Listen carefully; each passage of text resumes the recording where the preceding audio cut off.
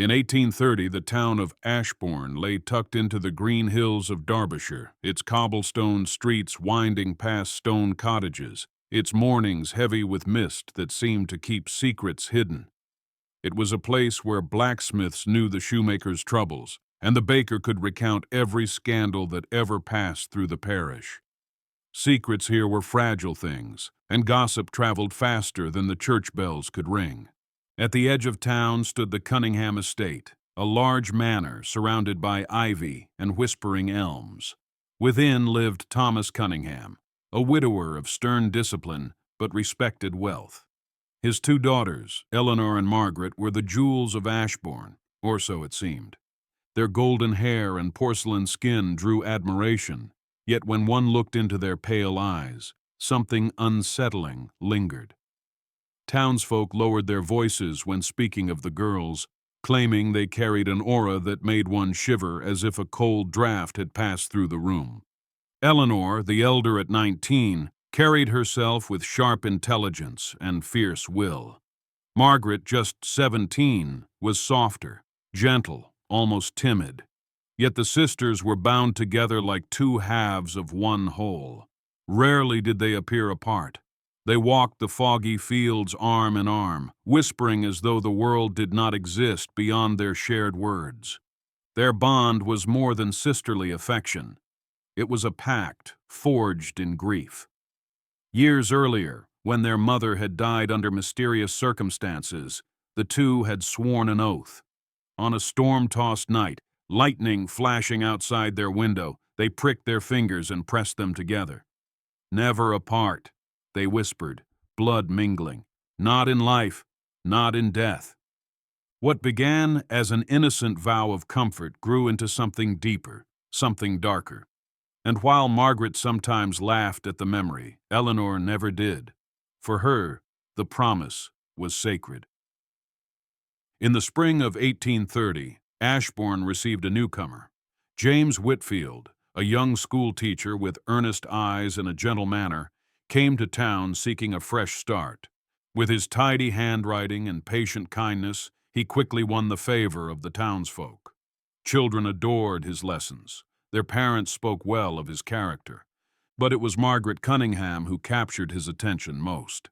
Unlike her sister, Margaret carried warmth in her smile, and when she laughed, it softened even the hardest of hearts. She listened with curiosity, asked questions with genuine interest, and her presence seemed to calm James in ways he could not explain. They began speaking after church services, meeting in the garden path near the parish. Soon, their conversations lingered long after the bells had stopped ringing. Eleanor often watched from a distance, her gaze sharp as glass.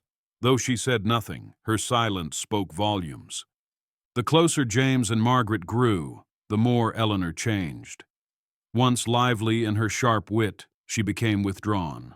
Her laughter grew rare, her glances colder. She often interrupted Margaret's moments of happiness with sudden remarks that cast shadows across her sister's joy. At night, in their shared chamber, Eleanor would sit on the edge of Margaret's bed, her eyes gleaming in the candlelight. "Remember our vow, Maggie," she would whisper. "You and I, always together. No man must come between us." Margaret would smile nervously, trying to reassure her sister that nothing would change. But her heart trembled, for she saw the intensity in Eleanor's eyes. It was not the protective love of an elder sister. It was something else. Something that felt like chains tightening around her freedom. The townsfolk began to notice. "Strange, how the older one looks at them," some muttered, "like a hawk over prey." When spring ripened into May, the town held its annual dance in the parish hall.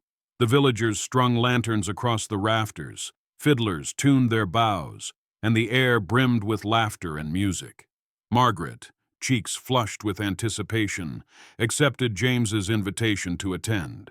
They danced together beneath the glow of candlelight, her skirts swirling, his hand firm at her waist. For once, Margaret felt free of her sister's shadow. The townsfolk admired them, whispering of a match soon to come.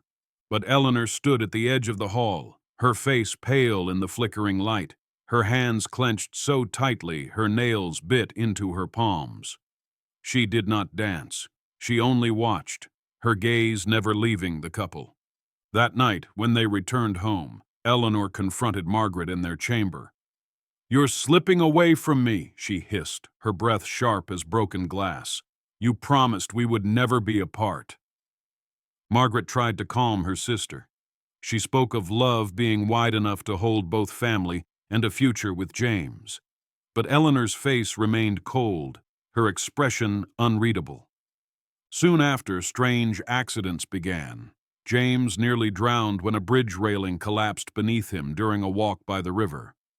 Days later, his horse fell suddenly ill, foaming at the mouth. The town whispered about curses, about bad luck that followed him like a shadow. Margaret's heart filled with dread. She suspected what no one else dared imagine, that these were not accidents at all. When she confronted Eleanor, her sister's lips curved in a chilling smile. "If he takes you from me," Eleanor said softly, "then no one will have you." Margaret felt the blood drain from her face. For the first time, she saw the depth of Eleanor's obsession, and it terrified her. Despite the dark clouds gathering, James's love for Margaret only grew. One quiet evening, beneath the sprawling oak tree outside the Cunningham estate, he knelt with a simple silver ring. "Margaret," he said, voice trembling, "will you marry me?" Tears welled in her eyes. Against the fear that gripped her heart, joy bloomed. She whispered, "Yes," and the night air seemed to glow with promise. But in the distance, hidden behind the trees, Eleanor stood watching. The moonlight touched her pale face, and in her eyes burned something between rage and heartbreak. That night, Margaret awoke to the flicker of candlelight. Eleanor was standing over her bed, her shadow stretching across the wall. Her voice was low, steady, dangerous. "Break it off," she said, "or you'll regret it." Thomas Cunningham had long been a man of order. His grief hardened into strictness after his wife's death. But even he could no longer ignore the tension between his daughters. He saw Eleanor's sharpness, her possessive glare, and it unsettled him deeply. One evening, he spoke gently to her by the fire. "Eleanor, your sister deserves happiness. You must allow her to choose her path." Eleanor turned her eyes upon him, and for a fleeting moment, Thomas saw something chilling, something that reminded him of his late wife's final days of madness before her mysterious end. "She belongs to me," Eleanor whispered, almost as if in a trance. "You don't understand. We are bound." Thomas felt a shiver crawl across his spine. He realized his daughter's love had crossed into something unnatural, something he could not reason with. James, sensing Margaret's worry, decided to act. He wrote her a letter of devotion, promising that they would leave Ashbourne together if necessary. "We will make a life where shadows cannot follow us," he wrote. "Do not fear. My love will protect you." But the letter never reached Margaret. Eleanor intercepted it before the servant could deliver it. Alone in her chamber, she read James's words with trembling hands, her face twisted with fury. With a sudden motion, she cast the paper into the flames of the hearth and watched it curl into ash. Margaret waited for days, wondering why James had fallen silent. James, meanwhile, wondered why she never answered. Between them stood Eleanor's hand, invisible but powerful, tearing apart their hope before it could bloom. The storm came without warning. Thunder rolled across Ashbourne, and rain battered the earth. On that night, James, desperate for answers, came to the Cunningham estate. His clothes were soaked, his eyes full of determination. Eleanor met him at the door. "You shouldn't be here," she said coldly. "I must see Margaret," James demanded. A heated argument erupted. Margaret rushed down the stairs, torn between them. In the chaos, Eleanor shoved James, and a lantern fell to the floor. Flames licked the curtains, racing upward with frightening speed. Within moments, the grand house became an inferno. Townsfolk gathered outside, shouting, trying to break in. Margaret stumbled from the doorway, her dress scorched, her face streaked with soot. She screamed for James, but he never emerged. Nor did Eleanor. The house collapsed in a roar of fire and ash. By dawn, only blackened ruins remained, and with them, the whispers of a secret that had only begun to unfold. When the flames finally died, Ashbourne awoke to tragedy. Neighbors spoke of the fire for weeks, their voices hushed as though afraid the ruins still breathed with curses. Only Margaret had survived, pulled from the smoking doorway by frantic villagers. Her hands were blistered, her hair singed, her eyes hollow. The town pitied her. They believed James had perished trying to save Eleanor, and that Eleanor had died in a sister's noble embrace. Margaret, however, knew otherwise. She had seen it, the moment when Eleanor, instead of fleeing the fire, had dragged James back inside. She had seen her sister's wild eyes as the roof began to collapse. The image seared itself into her mind. Each night she dreamt of Eleanor's grip on James's arm, of the flames curling like serpents around them. Survivor's guilt consumed her. She could not confess the truth. Who would believe her? So she carried the burden silently, her heart heavy as ash. Weeks passed, yet the town could not shake its unease. Children whispered of shadows moving in the charred remains of the Cunningham estate. Farmers swore they heard laughter on the wind, high and haunting, when the night grew stormy. Margaret herself was not spared. In her quiet room at a neighbor's home, she would wake in the dark, the sound of her sister's voice drifting through the silence. Together, Maggie. Always together. Once she saw Eleanor's reflection in the mirror, smiling faintly though Margaret stood alone.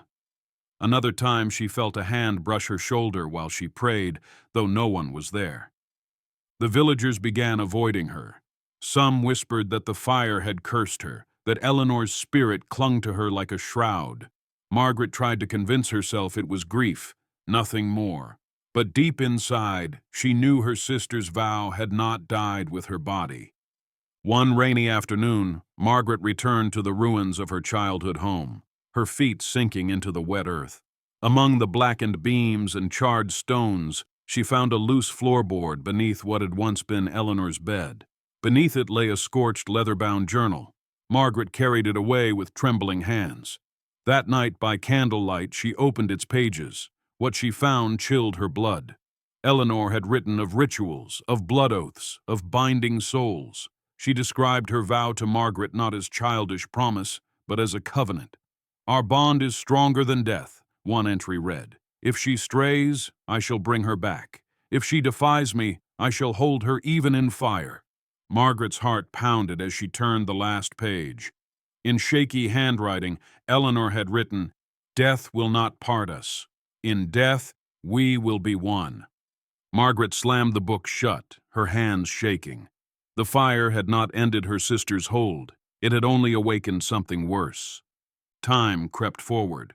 Margaret, though haunted, tried to reclaim her life. A kind physician, Edward Hale, began visiting her during his rounds. His manner was gentle, his eyes steady, and his words brought comfort. Slowly, Margaret allowed herself to feel warmth again.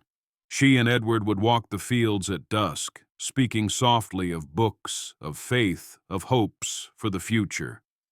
For the first time since the fire, Margaret laughed, though the sound was fragile, like glass threatening to crack. Yet every time Edward brushed her hand, a chill ran through her. In the silence of the night, she felt her sister's eyes upon her. Once, as Edward kissed her forehead, Margaret caught sight of Eleanor's pale face in the window, vanishing before she could scream.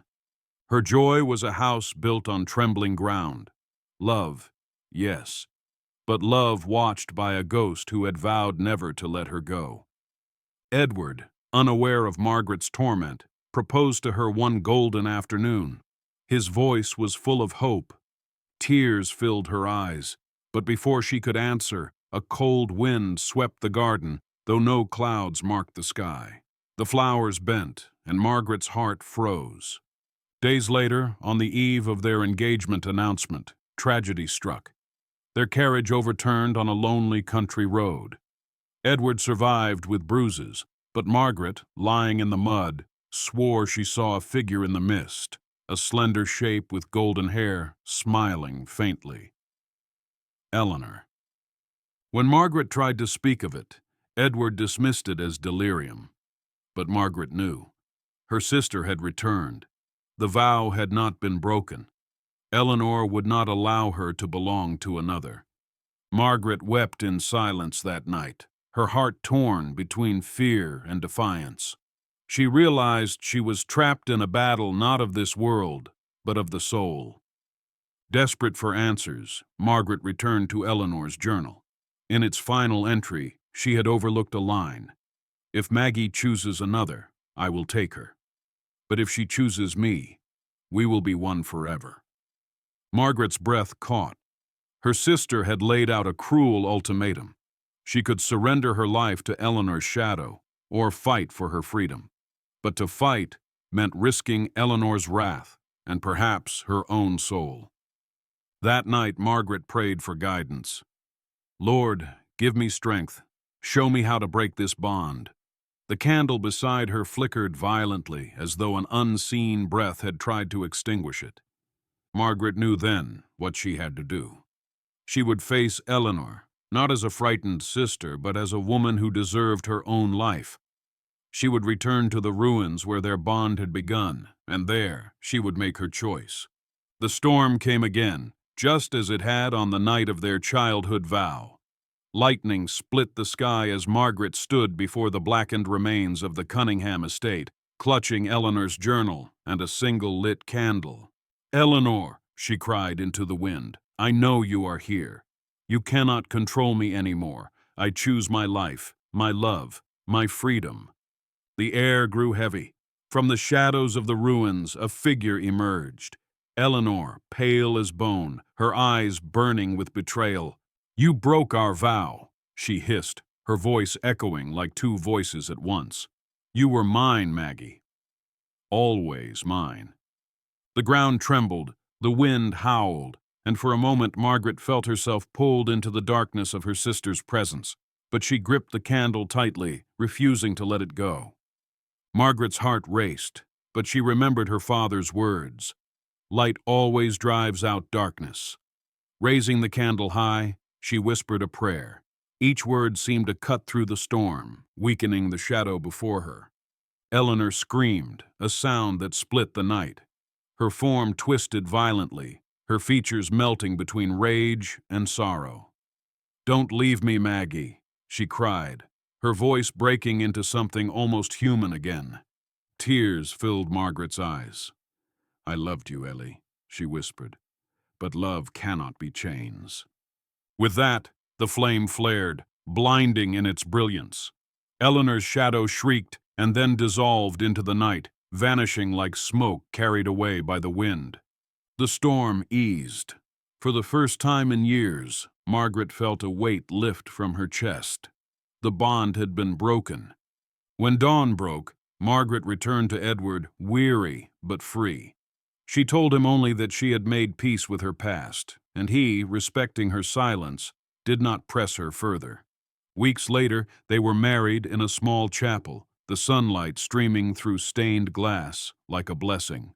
Margaret's face glowed not only with love, but with relief. For the first time, she felt she belonged to herself. Yet, even in her freedom, she did not forget Eleanor. She laid flowers on her sister's grave, kneeling softly. "I loved you," she whispered, "but love is not possession. May you find peace at last." The wind rustled through the trees, gentle this time, not harsh. For Margaret, it felt like a goodbye. The tale of the Cunningham sisters became legend in Ashbourne, told in hushed voices by firesides and in whispers to children who asked too many questions. Some spoke of it as a ghost story, others as a warning. But for those who knew Margaret, it was a truth carved into her weary eyes. The villagers repeated the lesson. True love lets go. False love clings until it destroys. Margaret and Edward raised children who grew up hearing of their haunted aunt. And though sometimes, on stormy nights, the wind seemed to carry faint echoes of Eleanor's laughter, Margaret never feared again. She had faced darkness and chosen light. She had broken free from the chains of obsession, and she left behind a legacy that whispered through Ashbourne for generations. Freedom, though painful, is the truest form of love.